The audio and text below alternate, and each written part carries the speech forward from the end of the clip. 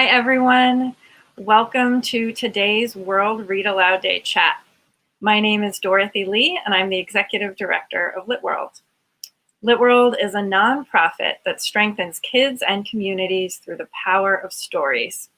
We partner with phenomenal community-based organizations all around the world to deliver literacy-based social-emotional programming for young people.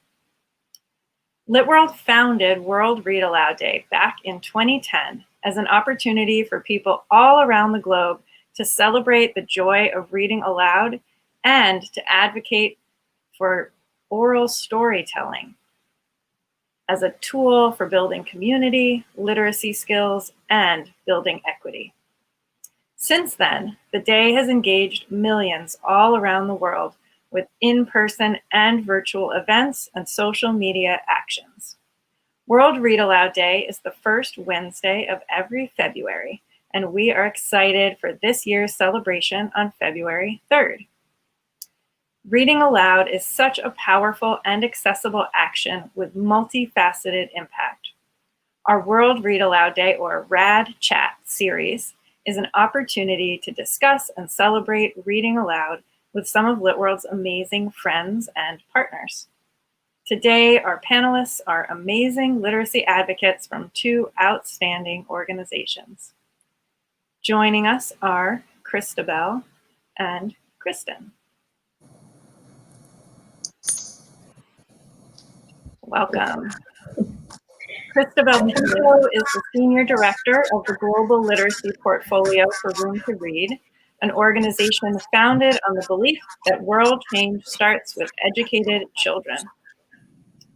Room to Read is creating a world free from illiteracy and gender inequality by helping children in low-income communities develop literacy skills and a habit of reading, and by supporting girls to build skills to succeed in school and negotiate key life decisions.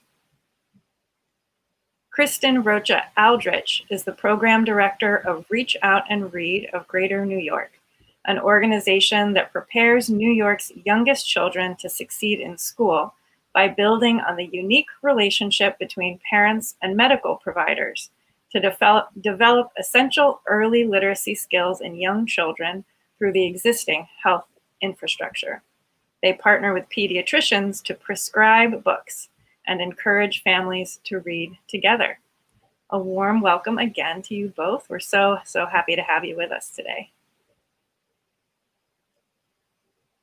Let's start off by learning a little bit about the amazing work that each of you do. Christabel, can you get us going by sharing a little more about your role and Room to Read? Sure, I'd be happy to. Thank you so much for having me and for hosting this panel. Room to Read's literacy portfolio has got three components with the goal of supporting children in both learning to read and, just as importantly, loving to read.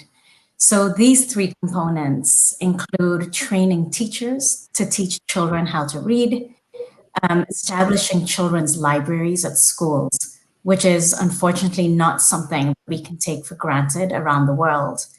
And also publishing books in local languages. So it's really hard to learn how to read if there is nothing to read or nothing appealing to read. So train local authors and illustrators all around the world to develop books in the local language for the children that we serve. So we work with children in low-income communities all around the world. And so far, the country number keeps changing, but I think the latest is 20 countries around the world. Awesome. That's such exciting work. And absolutely couldn't agree more with everything you said.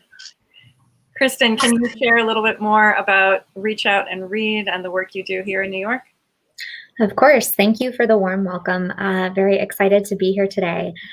So Reach Out and Read is a national organization, and there's a representation in every single state. And I am the program director for Reach Out and Read of Greater New York. And we work with over 230 different hospitals and clinics across the 5 boroughs, Long Island, and the greater Hudson Valley, to give a free developmentally appropriate book to children ages birth through 5 at every well child visit. And so it's more than just giving the book, though. When they go in, we've trained the pediatrician or the pediatric provider to give early childhood literacy, brain and language development guidance as well. And they use the book as a developmental tool, screening tool during the well child visit. So we make sure that these kids can help build their home libraries. And oftentimes, unfortunately, the books that we give the kids during their well child visits are the only books that they have access to at home. So we're always looking to promote, books that are going to be high interest for them, for the parents and caregivers, as well as the children themselves, and diversity and representation, and languages too. So incredibly important. Awesome. I love that approach. And many of the partners we work with around the world, their primary focus may not be literacy per se, but it's an integral part of everything. And it's so smart to layer literacy on top of things that are already built into the structures. And with that in mind, both of your organizations focus on literacy and really leverage the Read Aloud as a special tool for literacy. Why do you think that active engagement with literacy and using the Read Aloud are so important? And maybe Kristen, you can start us off by thinking about the family and parent and caregiver perspective. Sure. I mean, reading aloud is possibly the most important thing that you can do to help your child develop literacy skills. It's something that, it's more than just teaching your child to read. It's a bonding moment. And so I think one of the best things that you can do from the time your child is born, and also even before your child is born in utero, is read to your child every single day. Whether it's 5 minutes, 10 minutes, multiple books, one book, part of a book. It's really just about creating that routine, and making sure that words and literacy are a part of their everyday life. And it's something that doesn't necessarily have to be in book format. Words are all around us. And so, of course, children's books specifically, are fantastic in helping, teaching kids to learn to read, to be curious about the world around them, and to really learn, but can also be done orally as well, which I know we're going to talk about a little bit later, so I won't jump too much into it. Awesome. The simultaneous development of the social emotional pieces that come through that bonding, as well as the routine that really helps build up leadership skills as well as academic skills. So critical. And Christabel, maybe you can share a bit from more from the global perspective and the community-based work that you all do. Sure, I couldn't agree more with what Kristen just said about the value of engaging families in reading and storytelling with their children. We work in communities where children's parents are often not literate. Mm-hmm. So the storytelling element of it then becomes extra important. And it also has resulted in us focusing a lot on training teachers to read out loud to kids, even though they themselves may never have experienced being read to as a child. It's not a part of the culture. There isn't really like a book culture, because as I said a little earlier, there aren't really children's books, So it's really starting from scratch in, building a culture around books, developing books, building a culture around books, and then working with communities to support their children's literacy development and love of books, even if they themselves didn't have the opportunity to have that exposure when they were kids. Mm-hmm. Absolutely. And can either of you, thinking about this past year and all that our whole planet has been going through, can either of you share some highlights that have come up in your organizations and in your personal work that have really pointed out the importance of literacy and reading aloud? Yeah, I mean, so the first thing that comes to mind, so as I mentioned, Reach Out and Read, we work specifically in healthcare settings. And we, as an organization, at least behind the scenes, don't have direct contact with the families due to doctor-patient confidentiality. But through the pandemic, we've actually been able to do a whole slew of online programming, different parent and caregiver workshops where we've chatted about everything from using children's books to discuss race and racism, to social emotional learning, to mental health, to creating a literacy-friendly household in English and in Spanish. And I'll say I roped my dad, I'm actually half Colombian, and I roped him into volunteer translating all of our workshops for us. So it's a family affair. And he's actually one of the people that was never read to as a child growing up. So having, that experience speak in the work that I do as well, I think it's really been highlighted in COVID-19, and being able to, to bring these services and for us to have more direct contact with the families. And the last thing I'll say too about COVID is I think it did create a pause for everyone. And, we were all very much forced to spend time with the people in our direct households, right? And so being intentional with that time, and maybe even having more time to set aside. I know time is a big commodity and is hard to come by, but at least being in the same physical space, even if there isn't a ton of time, being able to be around each other and to take a few moments and to sit and to read or to tell a story or to talk, whatever it may be, has been really great. Yeah, and even before the pandemic hit, about 387 million children around the world were not learning how to read. And this is primary school aged kids. And about 2/3 of that staggering number were actually in school and still not learning how to read. So with the pandemic and schools closed, for these kids, it could mean a loss of an education entirely. They, Zoom classes to fall back on, or other kind of internet access to be able to continue their education. So we, at Room Read really focus on pivoting our activities to reach families in the way that we could reach them. And it looks very different in different parts of the world, depending on what families had access to. So sometimes, the best way to reach families was through radio. So our teams on the ground recorded radio read-alouds, which was interesting because you can't just read a picture book out loud on a read aloud because the pictures can't be seen. So you need to translate a little bit and adapt the story to make it suitable for a radio read aloud.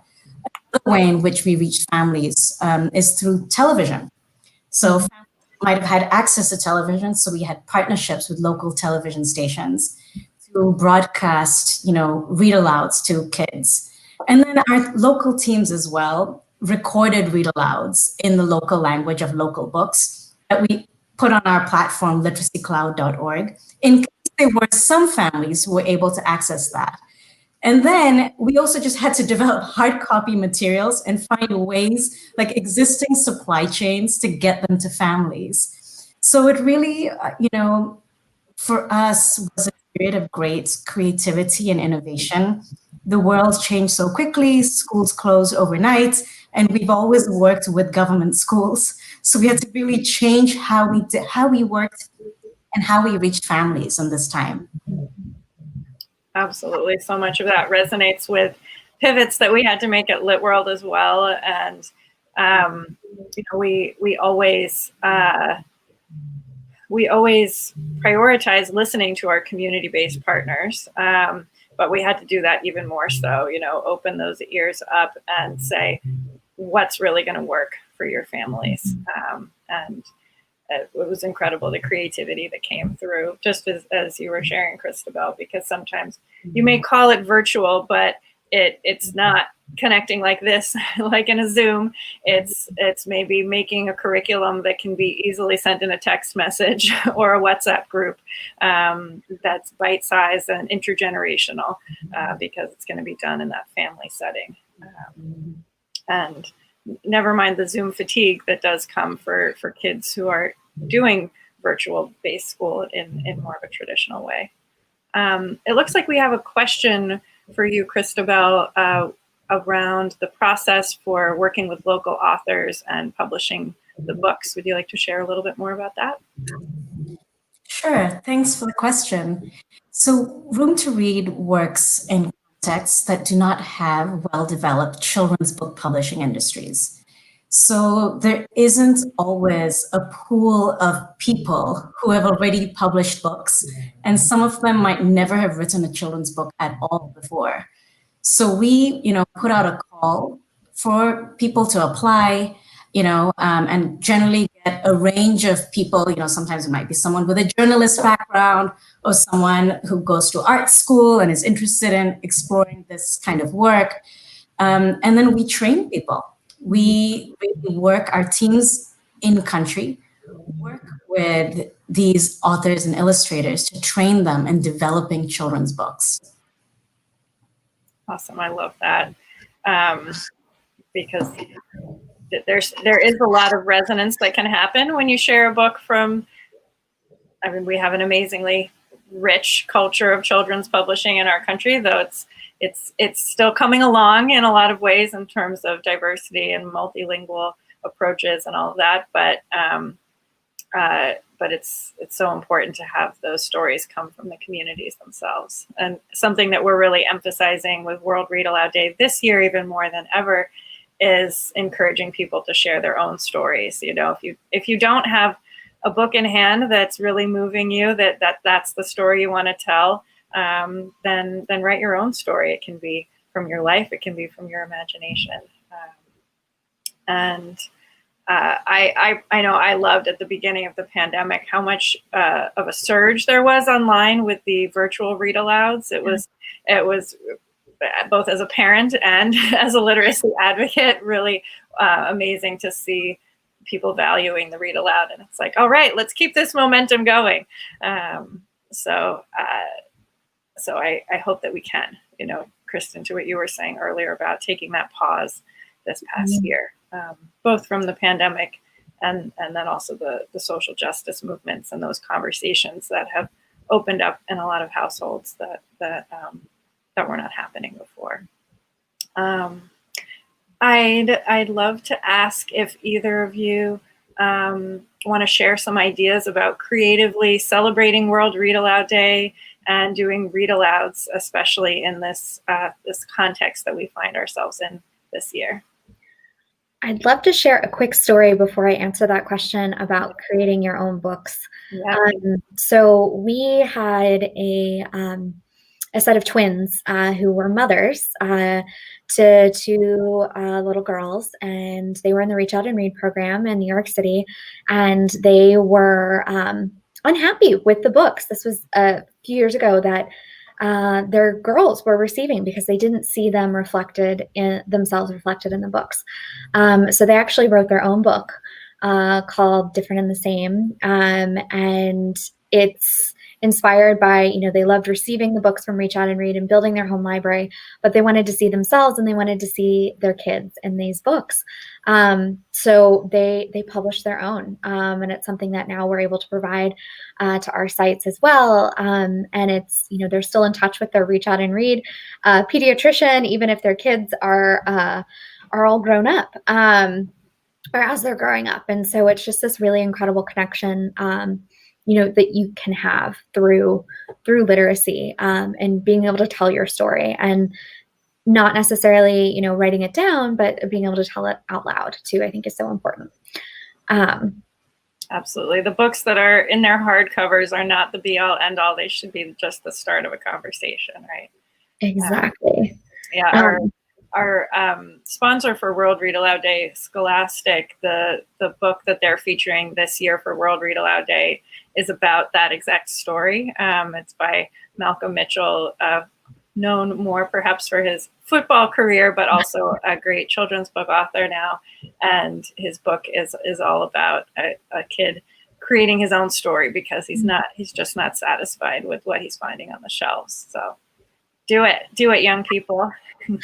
And then to answer the actual question, so Reach Out and Read of Greater New York, we're hosting a World Read Aloud Day event on February 3rd on our Facebook Live page, which is just Reach Out Read, GNY, and we're going to have read alouds at least every hour, maybe every half hour, from 8 a.m. to 8 p.m. And we're pulling in different organizations and going to have books read in different languages. I'm excited. We already have children's book author Susie Jaramillo from Canticos, who's going to be reading one of her books from our Tiny Travelers series. So we hope that people will tune in.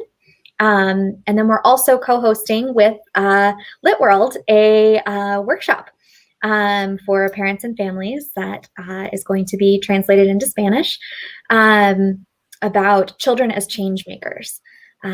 So very excited about that. And that will also be on our Facebook Live page. And I believe Lit World, Dorothy, you're also going to be posting it in a couple of different places as well. Absolutely, we will, for sure. Christabel, would you like to share some ideas? Sure. I mean, I would say, start by sharing a book you love with someone you love, like a different book, a favorite book.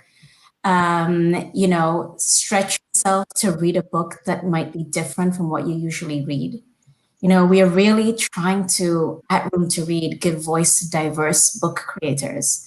And, we would like for there to be demand for these diverse books. So challenge yourself to read from someone who you might not have read before. Support diverse book creators and, look at your library collections at home or in school and advocate for more diverse books. And then, Room to Read on literacycloud.org has got books now. The number of languages keeps increasing, but I think the latest might be 20 different languages with read alouds in those languages as well. So feel free to explore, especially if you speak languages that are, besides English and would like to explore some local language read alouds. Feel free to do that. Absolutely. And we will share the links to some great resources and playlists from both Reach Out and Read and Room to Read in the information with this event and on the Lit World website as well. If I don't know if there are any more questions from our audience, but if so, we'll find out. And is in the meantime, is there anything that either of you, any ideas you might have around specific books that you've loved reading aloud this past year in any context? I could talk about this for the next 6 hours. And I think I'm in good company for that too. I think one of my favorites that was actually published in 2020 is Your Name is a Song by Jamila Tompkins Bigelow. She also has Mommy's Kimar. Both of them are phenomenal books, two of my favorites.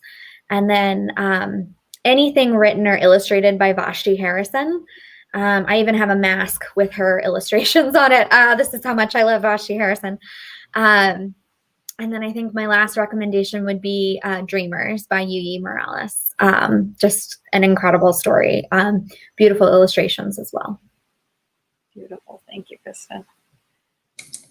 Yeah, Dreamers is stunning. Truly stunning book. So I second that. Yeah, the book list keeps changing. There's so many great books out there. Recently, I found myself reading Giraffe Problems by Jory John, a funny book about a giraffe whose neck is too long. And Escargot by Dashka Slater, about a snail that journeys to the end of the book to a salad.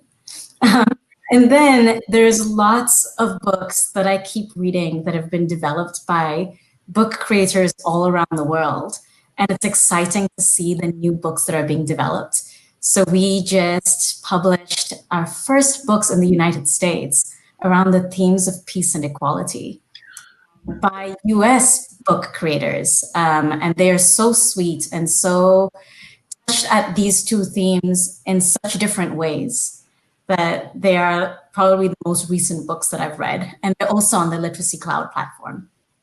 Very exciting. Look forward to checking them out. Well, thank you both so much for joining us today. Unless there's anything else you want to, one more final word that you'd like to chime in, I'll just share for more information about Reach Out and Read. You can visit reachoutandreadnyc.org. And there's their parents and families site. And as I mentioned earlier, we'll share some more links in the information for this event. And to learn more about Room to Read, you can visit roomtoread.org. And they have some great playlists with read alouds, as Christabel mentioned, and all of these amazing books coming out from all over the world. So thank you so much again. And of course, for any World Read Aloud Day resources, you can visit litworld.org/World Read Aloud Day and learn more. We look forward to everyone participating, and see you all next week for our next RAD chat. Thank you so much for having us. Thank you. Yes, thank you. Thanks for hosting us.